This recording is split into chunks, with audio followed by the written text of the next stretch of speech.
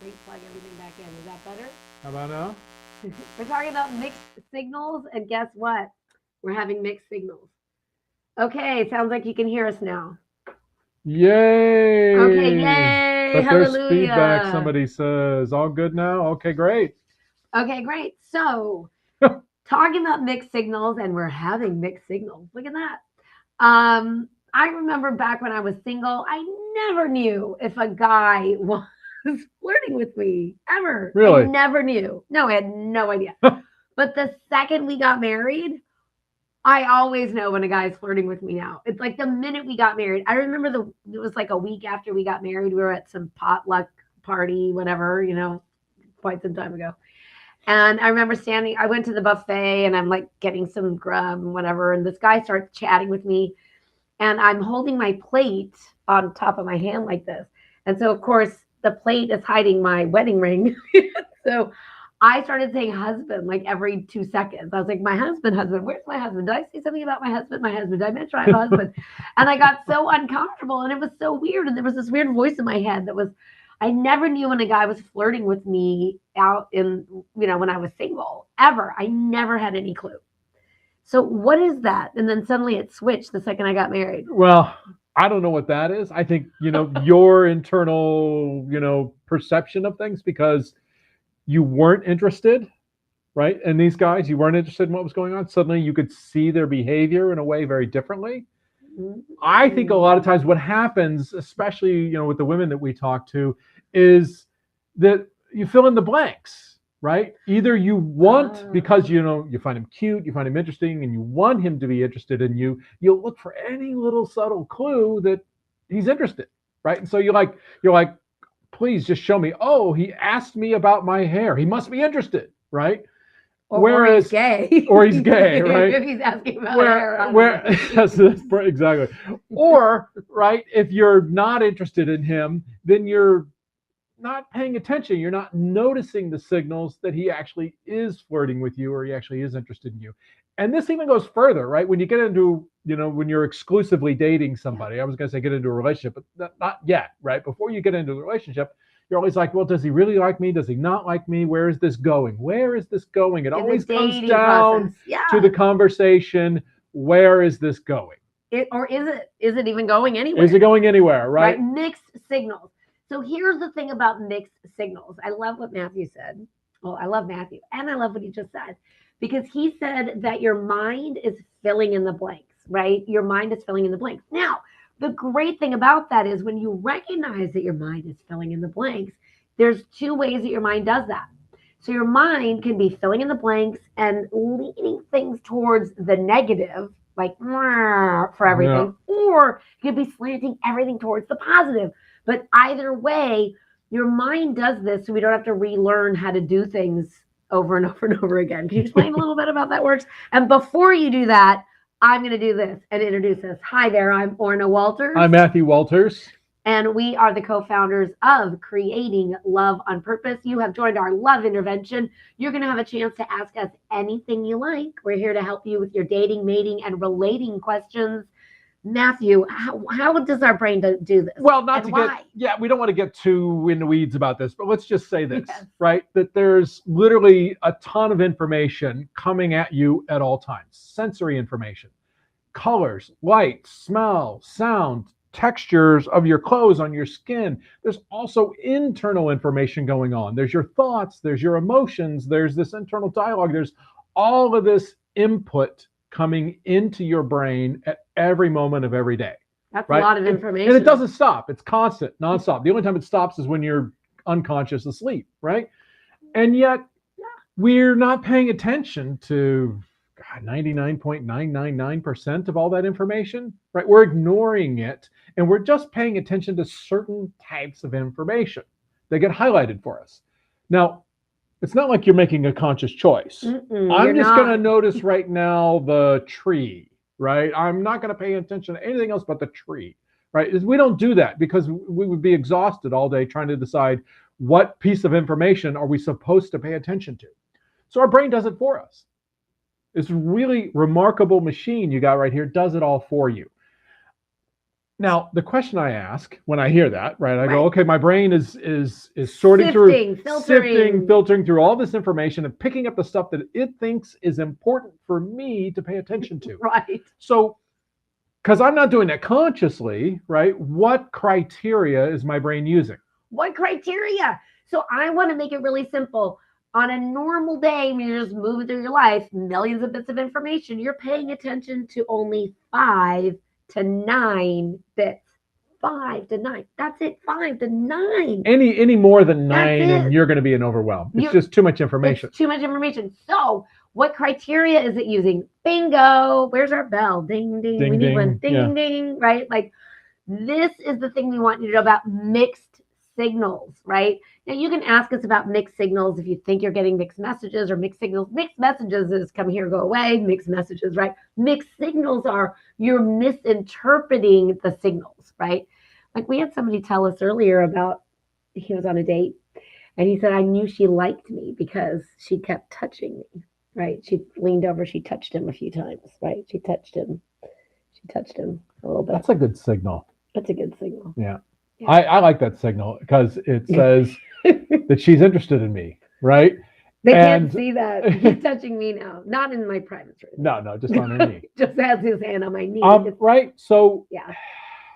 So the criteria, what criteria does that part of your brain use? Just want to come back to this because this is really important. It actually really is, especially through the dating process. Yes. We want you to understand why you do, like how this works. Okay. Yeah. So the criteria it uses is literally your beliefs, your values, and your past experiences. And that's the most important one.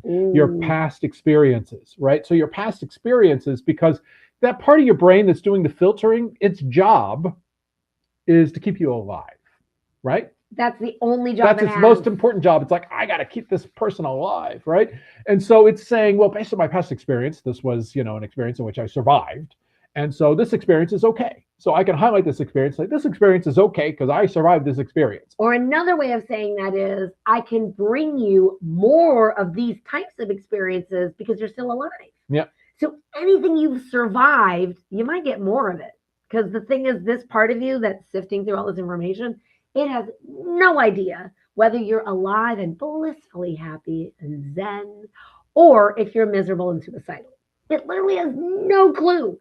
It cannot evaluate how you're feeling, how you're doing, or what that feels like. All it's doing is having this sort of inner thing about, I got to bring you more of what you've had before. I got to bring you more of what you had before. So we're talking about mixed signals.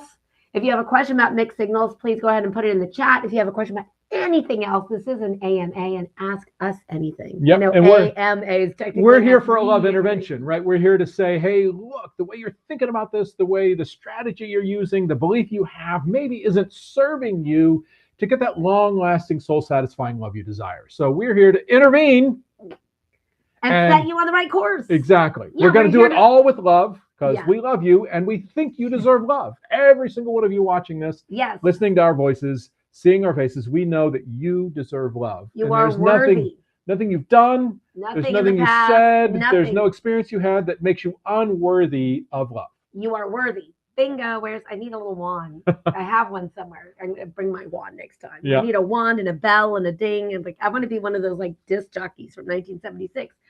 So we have this. I don't think it's a question yet. So Adam says, I've always been of the belief that everyone is entitled to their equal in the opposite sex in various categories, physically, intellectually, emotionally, and spiritually. That's awesome, Adam. Is there a question in there? So if you have a question I for actually us. have a couple things to say about that. Okay. So first, it's clear Adam is heterosexual, which is, fine. Nothing wrong with that. But, opposite sex. Okay. So opposites, yes, opposites do attract, right? But you may be of the same sex and be opposites. So I'm just throwing that out there. In terms of this equal, I get entitled, right? Entitled makes sense because we all deserve love. We're all entitled to that long-lasting, soul-satisfying love we Yes. desire, right? But are you going to end up in that soulmate relationship with this perfect opposite of you, right? Who's physically, intellectually, emotionally, and spiritually sort of your yin to their yin to your yang, right? Or maybe can we Maybe. just open up the window a little bit and say, hey, this is another human being over here who's different from me, right? Similar in a lot of ways, but also Will different. And some of those differences are great, and I love them, and they're awesome. And some of those differences drive me crazy, right? But those differences all come in this great package right here of this person that I know is Orna Walters, my wife, who I love very much. I have no idea what Right. you're talking about. So I wouldn't say she's my yin to my yang, because I'm then a totally different person than he is. right, different strategies, different emotional responses to different experiences, right? So that's why I was saying, is there a question in there? Because my question to Adam is, what do you mean by equal, right? Like, do you have equal rights in the relationship? Yes, absolutely, right? Can men raise the babies and the woman be the breadwinner? Yes, absolutely. Like, you get to create your true soul partnership, your soulmate relationship. You get to decide how you would like it to function, and then filter through your dates for a person who matches that vision. Unfortunately, most people date backwards. Yep. Dating backwards. It's a thing. So most people date backwards, meaning they go out in the world, they wait for that sparkles, chemistry, all the yummy good feeling. Oh, wow, this person lights me up kind of thing. And then when it doesn't work out 3 to 6 months later, they're heartbroken and wondering what happened. Mixed what happened? Signals. Missed signals and mixed signals. Exactly. Yeah. So let's get into some actual questions. And Adam, if you got a question, feel free to put it in there. If you're on Facebook, give us a like, give us a share. You can comment in Facebook, and our team will make sure we get that question. If you're watching us on YouTube, subscribe, click the bell, follow us there, right? Tag your friends, all that great stuff. Yeah, give us a like, a share if you're following us, watching us right now on Facebook. Again, I'm Orna Walters. This is Matthew Walters. We are having a love intervention. We want to set you on the right path to that long-lasting, satisfying love. And the thing, the opposites attract. I just got to throw in this one little piece because about mixed signals. I think part of it is that there's a lot of talk in our industry anyway. A lot of dating coaches out there are talking about this idea of understanding men or understanding women, as if understanding how the other gender sort of kind of does things, that somehow that's going to help you through the dating process. And here's the deal. Understanding that we are sometimes different, right? That gender lines can have boundaries in the way we tend to do things. And so one of the things that I know is men generally don't pick up on subtle hints. Now I'm drawing these horrible boundaries with I know how I want to say it. Instead of making it bad, I'm going to make it good. We're painting with large brush strokes. So we're not painting. There are always exceptions to these general rules. Yes, there are always exceptions. We're not talking about the exceptions. We're talking about, we're just going to paint with a wide brush. Like, maybe you've heard of the best-selling, amazing-selling, ultra best-selling book, Men Are From Mars, Women Are From Venus. This has that same idea. Mm-hmm. Understand each other. Now, Men Are From Mars, Women Are From Venus. We've met a lot and had a lot of clients that are women who are from Mars, right? So that book won't cover everybody, but it's a nice sort of majority match of how the dance of relationship and the dance of masculine and feminine comes together. But we want you to understand opposites do attract, and it's for a very specific reason, because it's in nature. It's literally built into species survival. I find that fascinating. Yeah. So that's why opposites do attract one another. So we're here to answer your questions. We're here to intervene in your love life in a good way so that we can help you find that long-lasting and soul-satisfying love, that soulmate relationship, that one where you're going to figure it out. I'm going to say something I think is really important. The reason why we're so passionate about this work that we do is because we're not sitting here in front of you because we did everything right. That ain't no. We didn't even meet until we were both over 40, and neither has ever been married. One of the reasons we say we're experts in love, dating, and relationship is because between the two of us, we pretty much made every mistake you can make. It's true. So if you've done it, we've probably done it or something like it, and we can understand. Probably pretty close. So the thing is, and I want to say that's true from before we met, but also a lot of things have gone wrong in our relationship. We've been thrown a lot of curveballs that we didn't expect. we still are here to work it out together, right? We still love each other. We still spend pretty much every minute of every day together. And we're here to tell you, you don't have to do your soulmate relationship that way, right? Like Yeah. maybe you're here because you like the way we sort of interact with each other. That's cool. But you know what? Make sure you craft what your soulmate relationship looks like and how it functions before you have a person in mind. Otherwise, you're dating backwards. So we circled back to that. Exactly. So there's actually these first two questions we're going to get into are sort of the same question, so I'm going to address them at the same time, right? So first we got Sarah. Sarah says, I've been divorced for nearly 8 years and I can't find anyone to date. I'm on a couple dating apps and I live in a small town. Help. And then Lynn says, I'm on a dating site too, but also don't meet many guys that are close to my age. I've gone 5 years younger and 5 years older than me. So we're hearing about dating apps and the struggles with dating apps. And believe me, that's a common struggle. And I want to start by saying this, that if you're looking to meet people who are interested in a relationship, a dating app or a dating site is probably your best bet because those people are at least interested in meeting people. Not everybody's interested in a relationship, but those people are interested in meeting people. Yep. Otherwise, they wouldn't be on the app or they wouldn't be on the dating site. So that's the best pool. Let's just start there. The best pool To start with. for meeting people is a Yep. dating app. Now, the most important thing, however, about a dating app is if you don't know how to use the tool doesn't work. And I don't mean to say that as like, boy, you know, Sarah and Lynn, you guys don't know what you're doing, right? Mm-mm. But you're using a tool that there's no manual for, and yet you need a manual about how to best use this tool so that you can start getting results from it. And the first thought I want to put in both of your brains is this. Your profile is marketing. I'm just going to say that. Your profile is marketing. It's just marketing material. Like it's Yep. not personal about you. But if you've ever talked to somebody who has their own business, marketing gives you feedback. And so people hone their marketing, they tweak their marketing, they're constantly evolving their marketing messaging to make sure their ideal clients are attracted to their marketing. Their ideal clients. So your ideal client are those dates that you're looking and hoping to get, the kind of person you're interested in meeting. So ideally, your profile should make the right kind of person go, ooh, I want to know more about this person, and make the wrong kind of person go, wah, wah. And you know what? There's tons of exceptions, especially if you're hot. I'm just going to say it. Yeah. If you're hot, you're going to get a lot, you're going to hear from a lot of people. But here's the thing. Don't ever feel like you have to get back to everybody that reaches out to you. I mean, I know it's a nice thing to do, and depending on your age range, right, where your age and your age range that you're looking for to meet somebody, this can change about how many people are reaching out to you.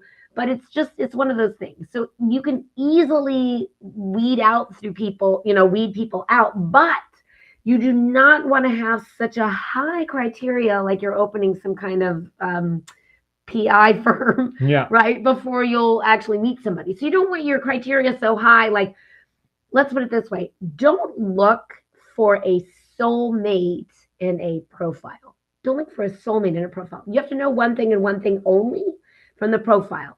Is the person, somewhat, a little bit attractive, a little bit, right? Somewhat. You want to know more. Like you look at their face. Is this person attractive? What do you think? You're hilarious. Yeah. So we say it this way. You're looking for reasons to say yes, not looking for reasons to say no. Right. So many people get on the apps and they go, no, no, no, no, no. Right. They're just scrolling through people and just rejecting them before they know anything about them. The truth is, a picture or even a profile doesn't tell you that much about who somebody is. If there's something in either one of those that's interesting, then swipe the other way or send a like or send a quick message or whatever it is, right? Reach out to more people than you think you're actually going to be interested in, because you're going to have to start sifting through. And then once you get to that place where you meet them in person for that first date, which is just a meet and should only be about an hour, right? When you're having coffee or a cocktail or whatever it is, it's simple. And then you can go, who is this person in real life? And are they interesting enough to go on a second date with? I mean, the first right? thing Not is this my soulmate? Mm-mm. Not just is do this, I want to know more? do I want to know more? I mean, all you need to meet in person is they're not an axe murderer. Like, really, that's it. Meet in a public place, make it for like an hour, right? Lunch is always good because lunch is short, right? A cocktail at happy hour, a lunch, a coffee, a tea, right? Make it easy. I did my own version of speed dating way back in the day.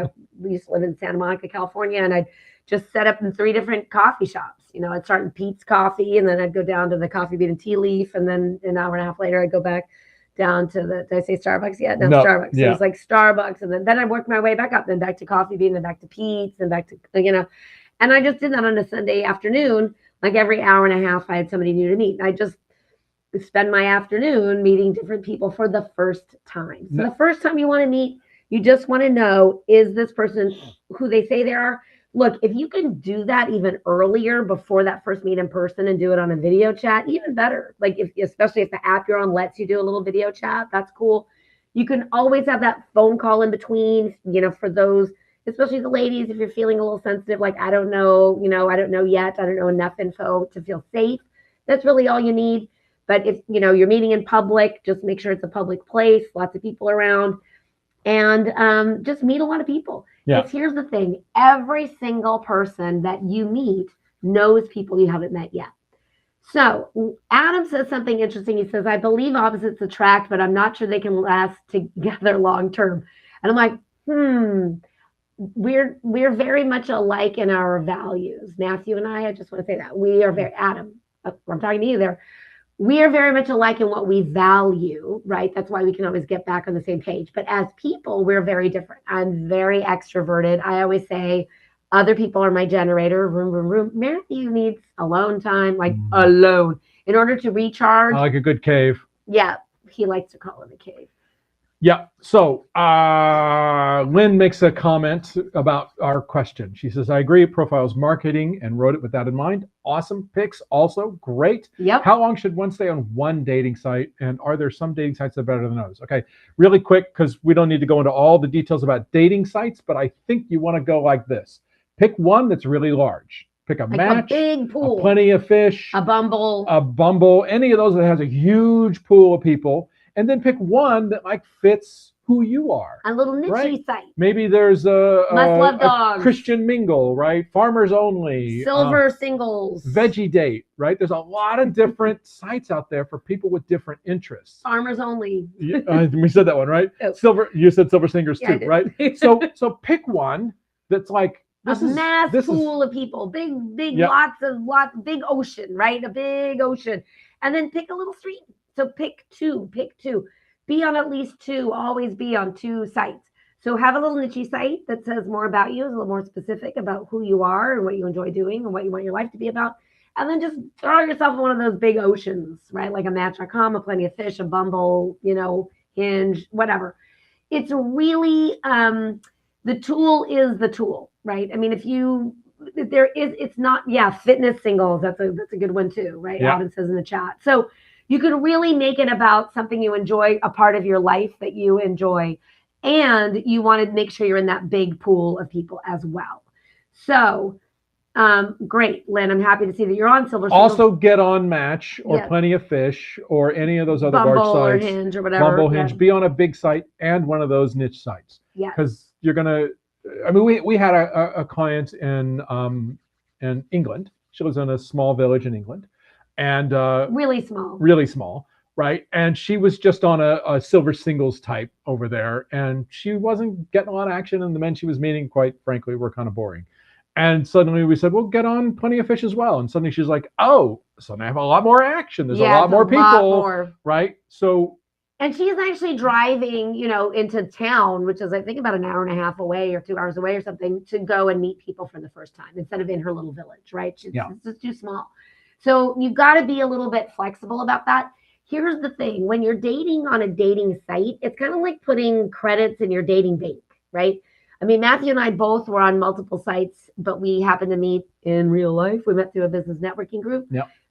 That's how we met each other. But we both had a lot of credits in the dating, bank. We had a lot of credits in there from dating online, right? So It's really about where is your mindset. This whole how do I meet? Don't worry about meeting your person. How do I Nope. meet this one Just meet person? people. You just have to be invested in the dating process. So we have a dear friend who talks about sending out ships like back in the olden days. And Like a merchant would build a ship, and then he would yes, fill the ship with all the goods he had collected, all the right? treasure. All the treasure, and he'd send it off to trade that treasure and see what treasure came back in return. Now, if he just built one ship and he sent that ship off and just waited, what happens if that ship Yep. hits a storm or pirates or whatever, right? He's lost. He lost his ship, right? He just lost everything. So instead of just building one ship and sending it out and hoping that ship is your ship that's going to come back, hoping your ship comes in, right? The phrase, you send out another ship and another ship and another ship and another ship, dozens of ships, send out lots of ships. We're talking about dating. Here's the thing. You don't know. I think this is the most important thing to tell them. Yeah. When you meet that person for the first time, that person is a stranger. So never, never, never, never put your lovability in the hands of a stranger. Never. And never emotionally invest in someone you have not met in person. If you have not met in person, you cannot invest your heart. You just can't. Because that's how you get scammed. Well, not only that, but it's also, remember, we started off with mixed signals. Mixed signals. And how our brains fill in the blanks. Mm-hmm. So you could be filling in the blanks and slanting things towards the positive, and you imagine this great chemistry between the two of you. But you don't know if that chemistry is real until you're in the same physical space with that person. And now you get the full experience of them. It's better on video chat. You see they are who they say they are, blah, blah, blah. But you don't have their energy, that ever elusive aura, right? You don't really feel what it's like to be in that person's presence until you're live with that person. So never invest your heart until you have met in person. And even on the first few dates, remember, everybody's always on their best behavior. Yeah. So use that first part of the dating process to do a little discovery about yourself. Do a little self-discovery. Because what do all the sages say, right? Know thyself. Know thyself. And one of the things that we wholeheartedly believe is that you connect with your beloved, your soulmate partner, on the path to your highest and best self. So if you utilize the dating process as a self-discovery process, there's so much good to learn, and you can never really have a bad date. Right? You just can't. You can never have a bad date because that bad date is information. Great info. Right? It's like, oh, I'm more clear on what I don't want. Oh, I suddenly noticed that I was behaving in a way that I don't like, right? But let me give it an example. So we had this client, and she lived in a big city, and she got a couple guys who were interested in her who didn't live in the city. They lived out in the country. And one guy decided they had such a connection on the phone and everything. He booked a whole weekend in her city, in her home. He's taking the train. He's taking the train in, right? So, and they're going to spend the weekend together. They haven't met in person yet. So he comes in on the train, they meet at the train station, and they go to a coffee shop, and she notices right away that there is no chemistry. And she also notices that this conversation is awkward. It's not going anywhere. So what does she do? Well, what she does, and what she really noticed about herself, was she started trying to rescue the guy and rescue the situation. And make it all better. And what that means is that she's like, oh, well, this isn't very fun. Why don't we go somewhere else? Why don't I drive you around and show you my town, right? Let's go to the museum, or let's go to the park and let me show you the sights, right? She suddenly starts playing the role of the man in that situation and stepping into her masculine. And here she is now going, oh, what am I going to do this whole weekend? Because I already know that this relationship isn't going anywhere, and this guy's committed to being here the whole weekend. Wah, wah. Yeah.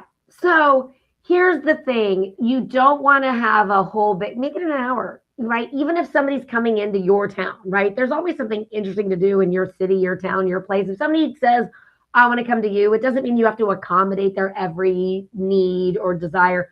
You're two grown people, right? We've all, hopefully traveled a little bit here and there. So if somebody's coming to meet you, that's great. Set up an hour meet, right? Yeah. Let them figure out the rest of their weekend. You don't have to leverage everything on, oh my God, we're going to spend the weekend together on a first meet. Exactly. So you just really want to take things slowly. And the reason why people rush, we understand it. And we made a lot of those. I'll speak for myself. I made a lot of those mistakes Yeah. rushing to exclusivity because I didn't want to date anymore. It's like, oh, somebody wanted to scoop me off the market. Great. Yay. Now I'm in a relationship.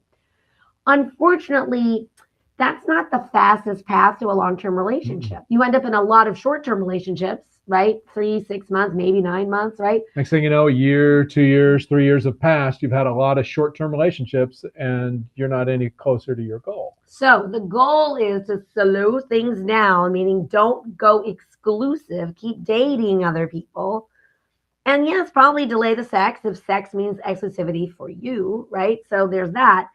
But in the realm of mixed messages in the dating process, I think there's a big one that women misunderstand a lot. And we hear this, back in the before times, before COVID, we were hosting our Love on Purpose Mastery, which is a big retreat. It's a 4-month intensive. We call it like a spiritual open heart surgery. It begins with a retreat in LA, in Los Angeles, ends in a retreat on Maui in the Hawaiian Islands. Amazing 4-month intensive. And I remember that summer there was one summer, I think it might have been the last one before COVID that we did, where it was like all the ladies kept saying, he just talks about himself. He just talks about himself. He just talks about himself. He just talks about himself. He never asks about me. He never asks about me.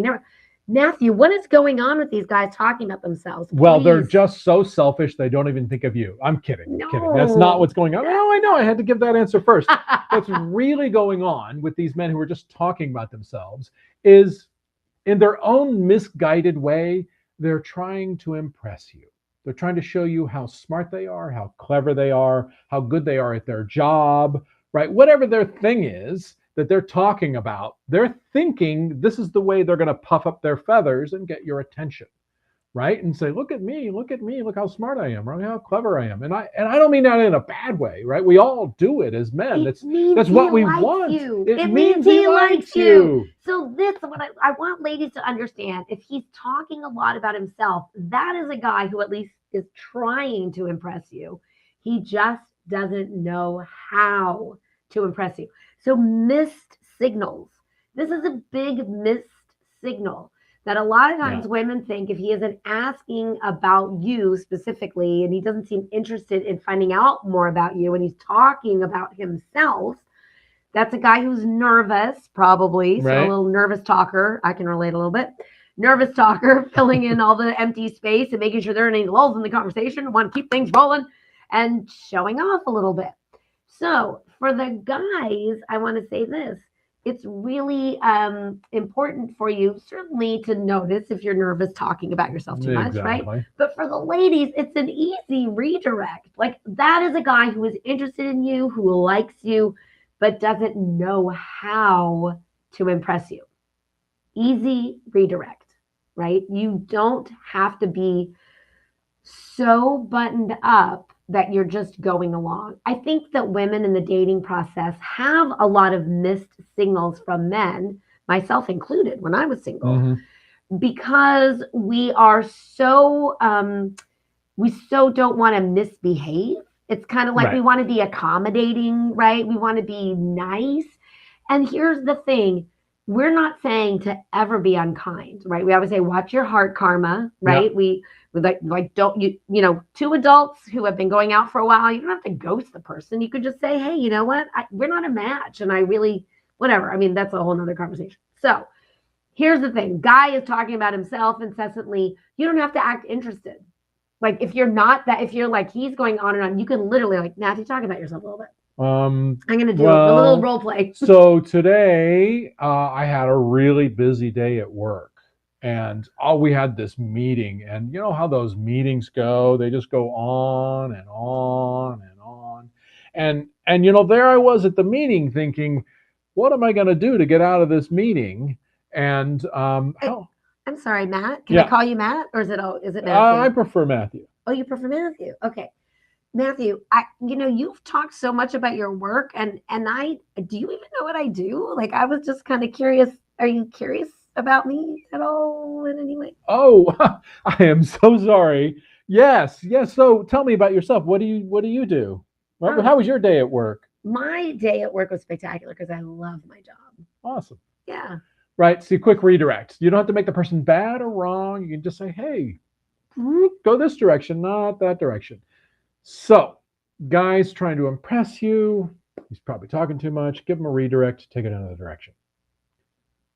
There was something else I was going to say, and it just left my head. So, it's okay. Steph This is a really great. Lynn says, I love right? this question. This is a Right. great question, Lynn. Last guy I met was very kind, but dressed very sloppily and didn't smell very good. I did find a kind way to tell him that he was not the guy for me, and he was kind back. What is a good way to tell a person you are not interested after you met? You just did it. You're not the guy for me. That's really it. Yeah. And you know what? You were kind, and then he was kind. Because here's Yeah. the thing: everybody wants to be treated respectfully. That's really all. Just be respectful on a date. Never be mean. But what you want to do is, if you're not a match, you can say, "Oh, you know what? I don't think we're a match. I've gotten really clear on what it is that I'm looking for, and we're not a match. But I know your match is out there, and I wish you the best of luck." And that part, you can't fake it. That part, you have to really wish that human being the best of luck, because there's a lid for every pot. There's a lid for every pot. And here's the thing, like Adam said something earlier I saw about, there's some study I love studies, by the way. I'm like a research whore. Like I love research. And so Adam said something about how like some study said something like there should be about 1,000 people you're compatible with. I think this is such an interesting sort of compatibility. Yeah, is such an compatibility is interesting such an thing. interesting thing, because here's one of the problems with some of those dating sites. And here's where we want to share a little bit about those missed signals, right? You can't screw it up with the right person. Mhm. You can't say the wrong thing, and you can't do the wrong thing if it's the right person. And I don't mean the right person because, oh my gosh, you want them to be the Kismet, right person. right? It's not Fate. that. That's not it. Like I said, Matt, a lot of things went wrong for us, you know, in the beginning, in the middle, even now, and we're not anywhere near ending because we're going to be together forever. I know I can count on this guy as sure as I know the sun will rise tomorrow. I know that we're going to be together always. And I say that only to say, isn't that what you really want? Don't you want somebody who's going to stand by you no matter what happens, no matter what curveballs and challenges life throws your way, that you can count on that person? And I used to, when we would be able to host our live events, which hopefully we'll get back to this year, we would host our Getting It Right This Time weekend. And at our live weekend, at some point over the weekend, I would say something like, look, if it hadn't been Matthew, it would have been someone else. What? Yeah, the whole audience like gasps. They're so just like, what the what, right? And they're like, Orna, he's right there. He heard you. But here's the thing. It's not like I'm disappointed that it's Matthew. I love that it's this guy because I love this guy. But the feelings we had at the beginning feel shallow compared to the depth of love that we share for each other after all of these years together. And so what I really want you to understand is that selecting an ideal mate takes time. That the feelings that you have in the beginning, you want that spark of attraction, but you don't want to rush in because of those feelings, because the feelings are only one ingredient of many, like in a recipe that you get to create for yourself. That's why I say know the kind of relationship you want and how you want it to function. And then that way you don't have as many missed signals, missed messages, missed signals, right? I mean, like this person who told us, oh man, she kept touching me while we were talking and meeting. And I was like, oh, she likes me, right? Like that's a really clear signal. And maybe you don't know right off the bat. And look, there's a lot of women who think that men just want sex. And there's a lot of men that think women just, are gold diggers and want somebody to provide for them. And that's not really what we're finding is true in the online space per se. I mean, do those people exist? Yeah, but it's the same percentage of people that are in real life that are wired that way, right? So there's a way for you to find the quote unquote right person for you. But it's not because everything's gone right, so to speak. Sometimes you discover that person is right for you when things have gone wrong, when there's been a miscommunication, when you've had a little bump in the road, when you've had a little bit of a disagreement or a conflict. Because your gut, if you're choosing somebody to spend your life with, You're going to have miscommunication. You're going to have some disagreements. You're going to have some conflict.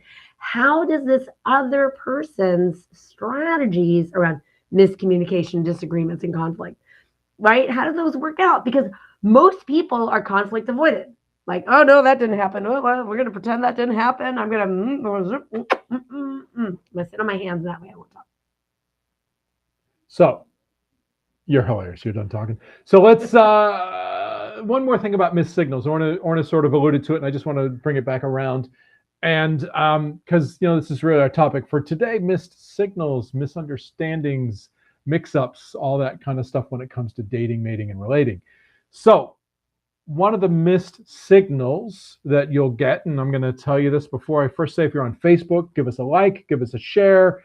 You can comment in, if you have a question, you can comment in the chat on Facebook because our team will bring it over here and let us see it. If you're on YouTube, subscribe, click the bell, all that good below. stuff. Our Tag team your will get that friends, to you too if right? you have a question. Share. So when we think about it just being a feeling, when we're looking for a feeling, oftentimes one of the reasons why we're struggling, why we're not 22 anymore, we're 32 or we're 42, we're thinking about other people. I just mean we and the we of people. The royal right? we. The royal we. All right. Right? When we think of the we of human beings, right? When you're older and you're still struggling to get it right. And I want to say, look, that happens. We were 40 when we met. We weren't 25, right? So sometimes it takes a while to get it right.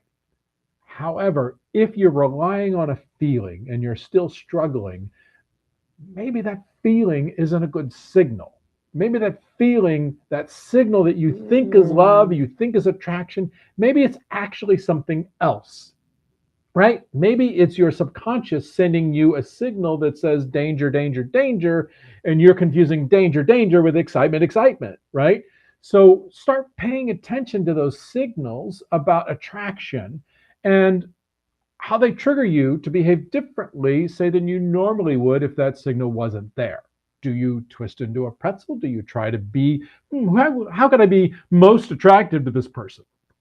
What are they really looking for, right? Do you twist into a pretzel and try to take a different shape? Or do you find that you shut down and you agree and you become very agreeable, right? Because you don't want to offend and you become accommodating because you don't want to scare this person away because, oh my God, you have the feels, right? And you're no longer paying attention to, is this a good person for me, right? That's really important to start noticing because if that's going on, there's something deeper happening and you really want to talk to us because that's what we do. So there's a great question from Jolene up there. Can we take it back there? Yes. Yeah, so Jolene, here we go. You got it? Oh, there it is. No, there it is. Okay, the guy I'm dating is a great guy, but he can sometimes be very blunt in his communication. And if I tell him he has offended me or hurt my feelings, he replies, nobody can offend you or hurt your feelings. Only you can decide whether to react that way. There's more. Oh, I see. Only you can decide. Okay. I feel shut down and invalidated. How do I get him to communicate more kindly? This is an interesting one. I'm going to start with this. So I want to say this. Sometimes there are things that are true that are not kind or helpful, right? And sometimes we get stuck on communicating things that are true, right? Because her boyfriend, Jolene, your boyfriend is correct. Nobody can offend you / hurt your feelings. Only you can decide whether to react that way. That is a deep spiritual truth, right? And it's a deep spiritual lesson that takes us decades to live and actually exist in that way. I'm going to use an example. I love this example because I want to prove that anybody who's thinking maybe that isn't true, I just want to prove it's true. And it could be totally different things for yourself, but I'll personally share, right? That if somebody out in the world or wherever right now says, Orna, you're stupid, right? I would laugh that off as water off a duck's back doesn't land at all because I know I'm smart. So that would not bother me in the least. Orna, you're stupid or you're being stupid or you're acting stupid or whatever, right? Come on, dummy, right? Yeah, any of that. I'd be like, who are you talking to? What? Where's that dummy person? Like, not me, right? Because I don't relate to that in any way. Mm-hmm. It's not a wound of mine. I don't have any triggers around that. I don't have any issues about whether I'm smart or dumb or whatever. However, if somebody commented on my weight, ooh, ouch, ooh, it doesn't matter. It can even be like a sort of weirdly worded compliment, about my weight. like my voice got all squeaky even.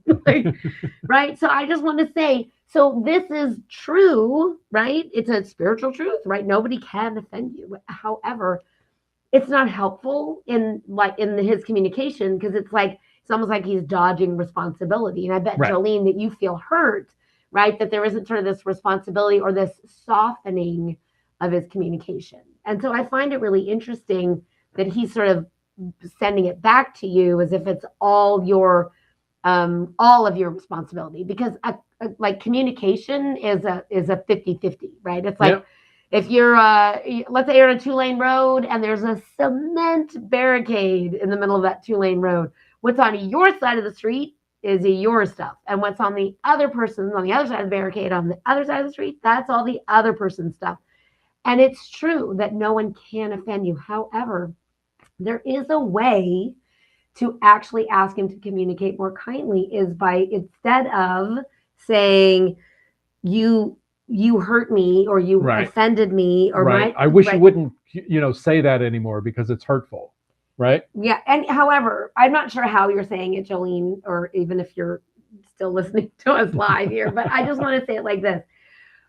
If you want to share how you would feel if somebody communicated differently, you might try something like this.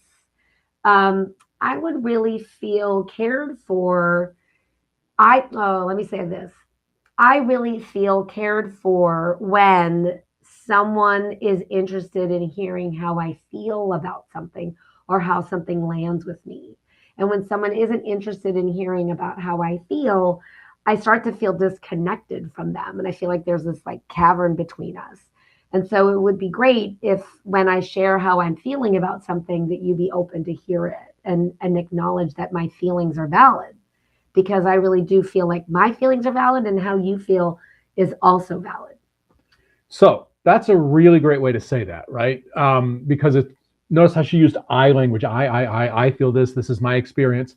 So what's really great about the next thing that happens is really important, because the next thing that happens tells you everything, well, not everything, but most of what you need to know about that other person, right?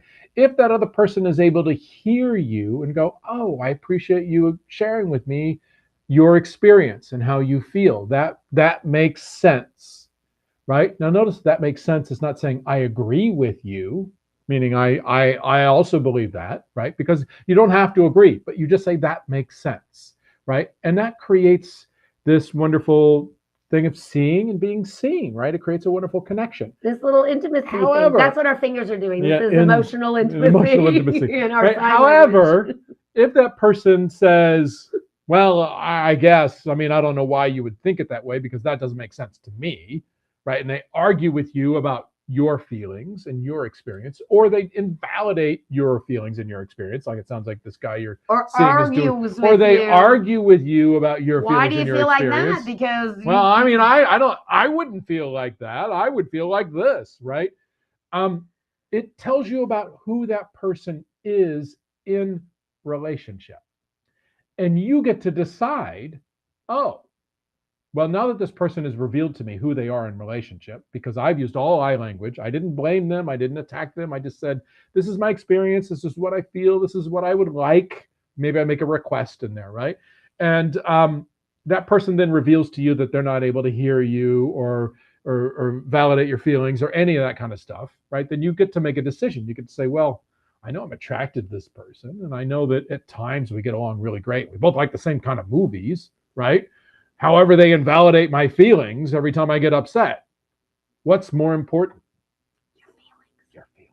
Your feelings. Your feelings are way more important. So this is the thing about dating. The goal of dating is to cultivate discernment through that dating process, and so that you can identify an ideal match. And it's not something that's done quickly, because you want to, it's kind of like, am I still getting like the yellow light, the caution, right? Proceed with caution, right? Right. I'd like to proceed and find out more. But when you reach the red light, a deselect, right?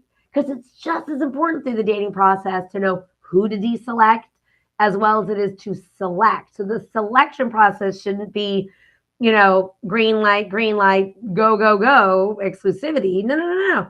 You want to start with a yellow caution. Oh, it's sort of like the dating process is look for reasons to say yes, leave your heart open, know the kind of person you're looking for. Just like if you're looking for a job, you're going to know the kind of job you're looking for. How much Right. does it pay? How many days do you get off? Does it have benefits? What kind of relationship do you want? Right? What's your relationship supposed to look like? How does it function? What, Mhm. all of those kinds of things. Know the answers to those things. What's really important to you in your Yeah. intimate relationships? So right? then you start dating with a template in mind about who to match up with, right?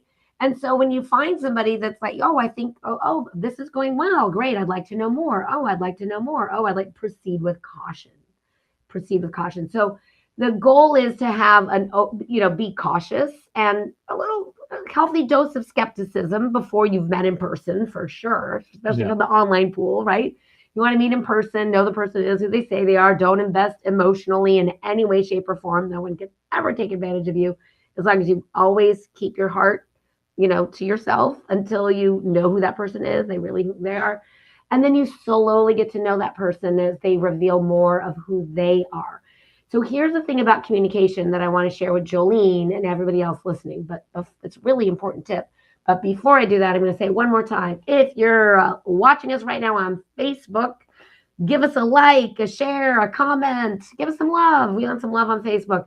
And hey, tag your friends that might be interested in getting a love intervention. Mhm. If you're watching us on YouTube right now, click that bell, the little subscribe button. You can make comments there. Our team will actually pass on any questions that show up either in Facebook or YouTube or right now here live so we can answer them live. That's what love intervention is all about. Here's the communication thing I really want everybody to hear. You can only judge the success of your communication by one thing and one thing only.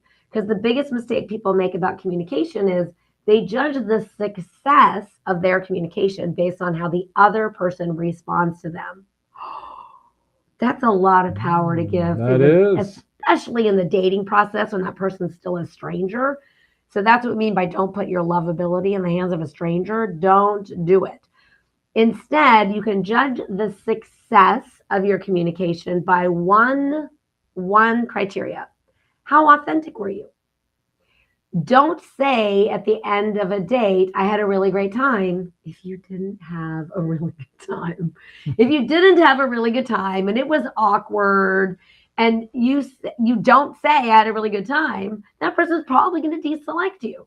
But if it was awkward and you tried to make it all better, like that example Matthew started giving about the client who tried to make everything better for the guy who came in for the weekend, right? Of course he asked her out again, and then she declined, but he asked her because she kept trying to make it better. If you're not having a good time, end it early. Oh my God, the one time I did this, I felt like I grew like 3 inches, right? Taking care of yourself is being able to be kind and communicate with kindness, but with authenticity. So it's perfectly acceptable to say, you know what, I really wish you the best, but we're not a match. And just bow out early if you have to, especially if you're uncomfortable. And ladies, if you feel at all unsafe, ever feel even an inkling of feeling unsafe, get out of there, right? Get out. Like I'm serious, like it's really important that you take care of yourself first and take care of yourself emotionally by judging the success of your communication by how authentic you were, right? I remember once I had a boyfriend talked about missed signals, right? Like I remember ex-boyfriend, he said something to me like, you're overreacting. Any ladies hear this? You're overreacting. You're overreacting. I was like, excuse me, where's the meter? Where's the reaction meter? Yeah, where's the reaction meter? Because I was just reacting in a way he didn't like. I didn't think it was over. I thought I was reacting appropriately. Yeah. So how authentic can you be? How can you authentically express yourself? So we've been talking about missed signals today, and I just want to end with a little story of my own, a little personal story about this. So I had mixed signals when it came to what, was a good relationship for me or not, right? And it really came down to this idea that growing up, I learned in my family of origin that love felt like rejection, right? Because my family, like every great typical Midwestern family, did not know how to communicate how they felt. Instead, they would just make fun of you if they liked you. And being born into this system, I had, 3 older brothers and an older sister. So it was well established by the time I came around. I didn't really get that, right? I didn't get that, oh, they love me. That's why they're making fun of me. I kept hearing, oh, you're making fun of me. There must be something wrong with me. So that's what love felt like. So if I met a woman and there was some subtle rejection from her, I'd be like, she's, I don't know. I like her. Oh, I really like her, right? Now, if it was a straight out rejection, right, I wouldn't get caught up into that. But that subtle rejection, that little like, you're kind of a nice guy, but you're not really my type. I'd be like, oh, I don't know. I could be, right? Let me win you over. Let me win you over, right? And then if I met a girl who was like, wow, you're really cute. I like you. I'd go, I don't know. Wait till you get to know me, right? And then I'd be like, well, what's wrong with you that you like this over here? Because there's that old Groucho Marx quote, right? I never want to be a member of a club who would have somebody like me as a member. So look for those subtle mixed signals within yourself about where what your subconscious says is love is not really what you consciously desire, right? You can see it in your patterns. You can see it if you look backwards over the types of relationship you had. You can start to look at that relationship history and go, oh, it's interesting. I tend to be in these kinds of situations, right? The guys may be different, but I think you'll find the dynamic gets similar almost every time. Yeah, you want to take like a relationship inventory, right? And go back through your history, right? And notice any recurring themes or repetitions, right? Yeah. You can even start looking at who initiated the breakup, right? Yeah. I know I almost never ended the relationship. I almost always got dumped. Always. Oh, I had my heart broken so many times. There's a great question from Jack that we had trouble with sound, so we're not going to stop right on the nose at the top of the hour. We're going to run a little long because we started a little late because nobody could hear us. So we had a little technical problems at the top. So we're going to take Jack's question. But before we do that, if you're watching us on YouTube, hit the bell, subscribe. You'll be notified of the next Love Intervention. If you're watching on Facebook, give us a like, a comment, share, tag your friends. Give us a little love there. And we're going to answer this last question. I want you to take a stab at this one. All right. Jack says, okay. I'll read it and you answer. You got it. All right. I don't know if I've ever been in love.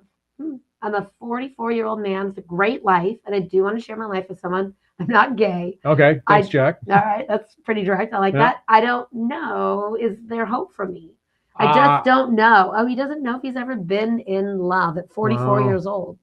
Sometimes, there's a subconscious block inside of us that doesn't let us receive the love that is coming towards us, right? And so when we block love in that way, I'm just going to jump in here, Jack, and assume that there's probably something like that going on because of what you said.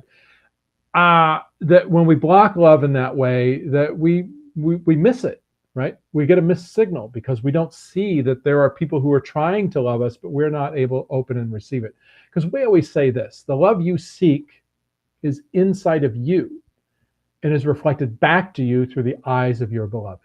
The love you seek is inside of you and it's reflected back to you through the eyes of your beloved. So if you don't feel lovable, then you're not going to be able to receive love from somebody else. In fact, you'll reject it. You'll say, oh, that doesn't feel right. Now, is there hope for you? Yes. And I'll tell you exactly why there's hope for you, because you said, I do want to share my life with someone. Yes. That's important to you. As long as that is important to you, there is hope for you because you can figure this out. So we believe that, we are spirit, right, coming into this human form. And because we are spirit coming into this human form, and if you've ever been around a newborn baby, you know it's true, because a newborn baby comes in with no blocks to love. We come in as the human embodiment, like the physical embodiment of the energy of love. Yeah. And I think that's why we like being around newborn babies so much, because they shine that spotlight of love on anyone who's around, and they receive love from anybody who's willing to give it. And it's just such a beautiful light inside, a newborn baby. Mm-hmm. Sometimes when we're out in the world and we see a little baby that's out, we'll nudge each other. We'll be like, look. No blocks. No blocks. No blocks. And so that's what we want you to know, Jack. We want you to know that you came into the world just like every other human baby, as the human embodiment of the energy of love. And that makes love your birthright. So there's definitely hope for you. But Where are you closed off to your emotional experience? Because I think a lot of times in our society, in Western society, we're so caught up with our thoughts and our thinking that we forget that we have this whole other part, another system. And that other system is our emotional life. And our emotional life functions through our body. All of our emotions are body sensation. And so, can you start loving yourself more by paying attention to your emotional life through your body sensations? Mm-hmm. Right? Can you start putting a focus on your feeling state and not so much on your thinking state? So, that would be my advice to start there, start with yourself, and then start being curious about other people that you interact with and how their feeling state, what their feeling state might be, right? One of the biggest life lessons for people to learn is to show up and voice their authentic feeling state. Most people sort of show up at the figurative emotional restaurant by seeing what everybody else is ordering at the table before placing their own order, right? In other words, we walk into a room, we see how everyone else is feeling, and then we decide and jockey our positioning based on how everyone else is feeling. And that is completely inauthentic by its nature. So I would say maybe start a practice of paying attention to your feeling state. Because I think you will find, if you've never really felt that sensation of falling in love, right? That perhaps it's because there's some kind of block, certainly, maybe from a trauma, maybe something you don't even remember. Because the way we come into the world and the people that raise us, our parents, our caregivers, our primary caregivers, however their relation to you, whether they're biological parents or not, has a great effect on how we show up in our intimate relationships. And you can do all of the healing work in the world, but all of it will start with really tapping into all of your emotional experience through your body sensation. Yeah. All right.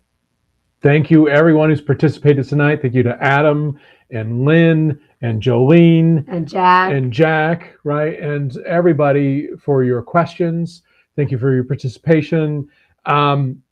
This is really great. This is Love Intervention. I'm Matthew Walters. Hi, I'm Orna Walters. Right. And we're going to be here back in 2 weeks, April 11th at 8 p.m. So please join us then.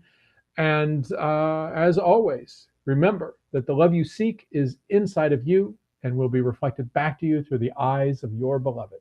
Make it